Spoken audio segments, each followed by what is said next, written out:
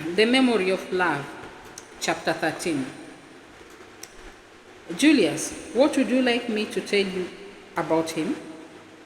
He was a person who believed in himself, in the purpose of his existence, in his own good fortune. Julius didn't like to be alone. He required companionship. He sought out my company, and in many ways, it seemed to me, he had come to depend upon it. Once we made a trip to the casino. We were together without either of our women. By that time, my relationship with Vanessa had shriveled to virtually nothing, and I was still at odds as to how best to conduct myself around Safia, given the unfortunate outcome of my last visit.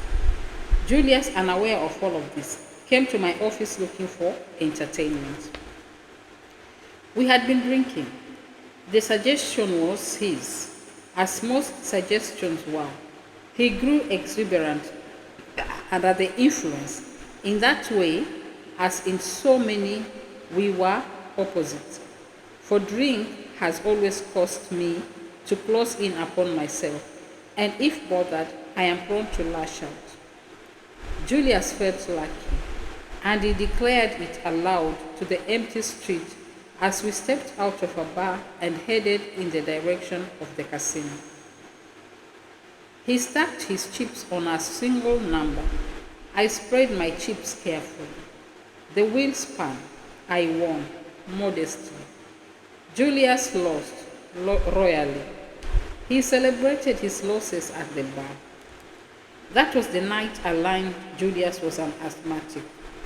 While we were in the casino, something, I forget what, struck him as amusing. He began to laugh. The illness showed in his laughter. Laughing was apt to set off an attack.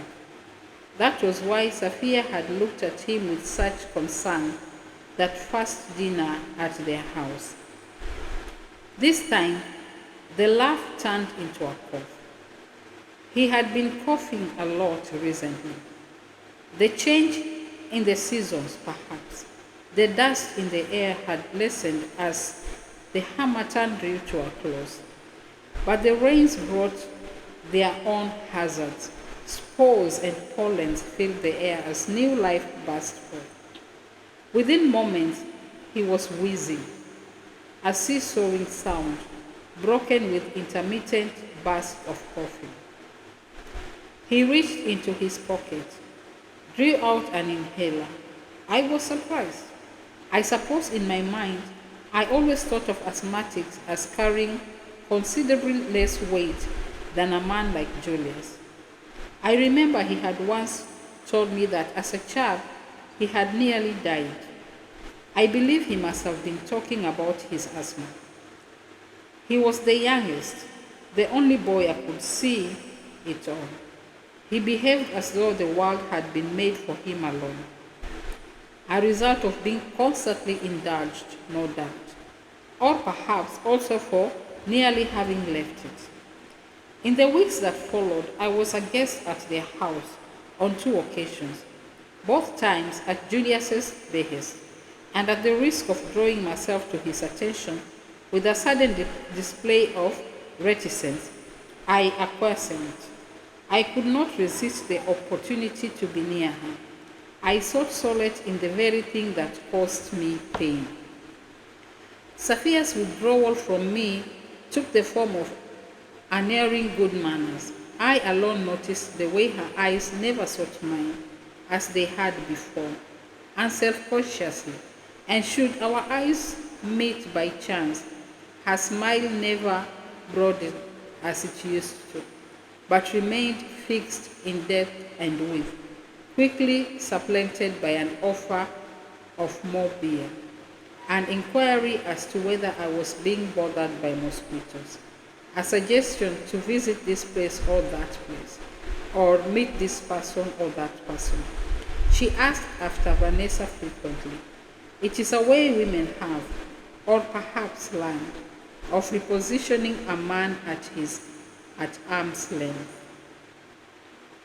On the second occasion, I dined at their house. Safia and I were left momentarily alone at the table. Julius and Ade had set out to fetch more beer. Kekura had disappeared into the toilet. She would not have desired it, this sudden abandonment by the others, but was left little choice but to entertain me. She filled the silence with a question, another one, about Vanessa's well-being. Well, that's just it, I said. I'm afraid to tell you. Vanessa and I won't be marrying after all. Oh, she was genuinely taken aback by this, as of course she would be. Worry still, though. I didn't realize. I didn't know you two were engaged.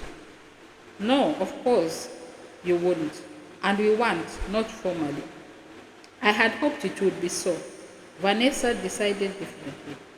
You should have come to see me. Her face was full of concern. I did. I tried, but your aunt, it wasn't the right time. A white line, essential to our friendship, to the delicate negotiations that kept it within the framework of the acceptable. I watched her face as the shades of knowledge deepened, the shift in emotions, the flare of relief, the flash of embarrassment that came with the realization she had mistaken the purpose of my last visit. Perhaps I could talk to Vanessa. She was keen to help now. Thank you, Safia, but I don't think it will do any good. Any good at all. I shook my head and stared down at my plate. A moment of silence. From somewhere in the back of the house came the singing of the sister. There's just one thing. One last tap. I couldn't resist, but drive my advantage all the way. Of course, if you wouldn't mind, I'd prefer we kept it between us, not even Julius. No, don't worry. You won't have to put up with any of Julius's teasing. She leaned across and squeezed my forearm. Friendship restored.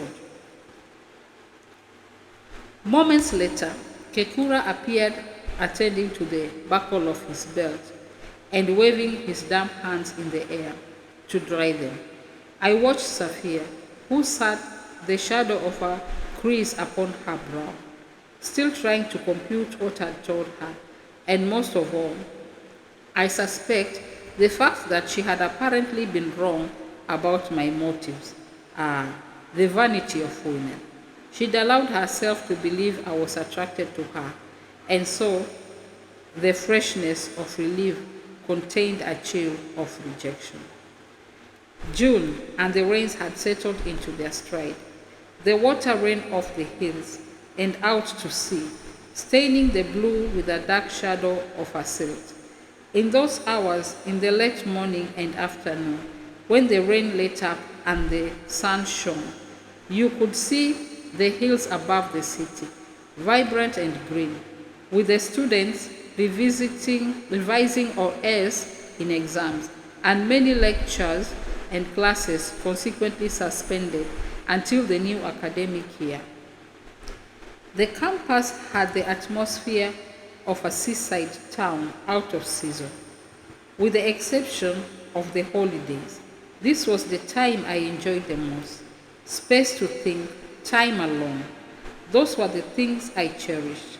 Not so Julius, who, without the daily performance of his lectures and the adoration of his students, seemed bored. I was at work once more, on a paper for publication in the faculty journal. This time I had taken stock of my conversation with the dean and come to the conclusion he was inviting me, if one could put it like that, under his wing to become his protege.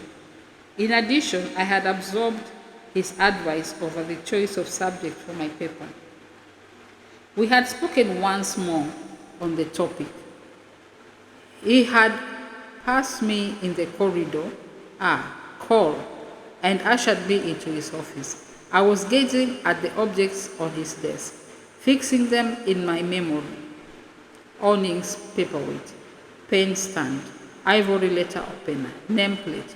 The dean stood facing the window, his stiff little buttocks pointed at me. Are you a political man, Cole? I answered honestly. I believe that I was not. Good. In my view, the job of we academics is to provide the perspective of the past, leave the present to others. I mumbled at the moral, adding that surely the study of one period did not preclude the simultaneousness study of another. I'm not suggesting anything of the sort. The dean had answered, somewhat testily. I'm saying we are historians. That's what we are. Of course, frankly, I had no wish to get into a row. I needed several more publications to my name to stay on track to tenure. If the dean offered me an administrative post as well, so much the better. A university is a place of learning, not of politics, and I like to run a tight ship. You see what I'm saying, Cole? He was referring, I think, or at least thought so then, to what was going on in Europe and in America. The demonstrations seemed to be erupting everywhere. The year before was 1968. There had been riots in Paris, strikes and students' occupations in Rome. At Harvard the next year, the strikes and the administration building had been overrun. The same in Berkeley in May. A student had been shot by the police. In his outrage, Julius had burst into my office, shaking a copy of the newspaper. Kids call, he'd say. They were kids. If they are going to have the courage to question kicked out of them, who is there who will do it? For a man of his size, he was quite excitable. He sat down, blinking. I believe there were tears in his eyes. I knew little of the riots, or indeed what exactly had provoked them. Communist sympathizers, if you believed the authorities. Free speech, if you were with the students. I didn't put much store by either account. The students were troublemakers. The police were doing their job, with relish undoubtedly, but doing it all the same. For me, such antics were a world away. This was Africa. The 1960s had not reached us here. Well, that's not quite true. Some of the academics in other countries like Nigeria had involved themselves in politics, kicking up a ruckus over things they didn't like, but they were the exception rather than the rule. All it achieved was to lose them their jobs, and I wasn't sure I agreed with some of Julius's ideas about education. It was our job to get the students through their exams. That was all. In that respect, you could say I was a traditionalist, like the dean. I steered the conversation back on track by raising the subject of my proposed new paper, Direct Taxation in the Early History of the Province. The dean, as he had always made clear to me, had the soul of a bean counter. Much as I expected, he was delighted with my proposal. There then followed a thoroughly enjoyable conversation between the two of us on the subject, during which he addressed me throughout as his equal. In time, I rose and made to depart. Good talking to you, Cole. And then, Cole, I turned, my hand on the door. The dean didn't look up at me as he rummaged around the papers on his desk. Your room. Weren't you going to give me a list of people who used it outside hours? Other than yourself, of course. I don't think so. Oh, I thought I'd asked you. I shook my head. Wait. Well, anyway, there's a meeting coming up about office space on the campus. It would be good to have some figures to give me a picture, if not an overview, then an example to better our case.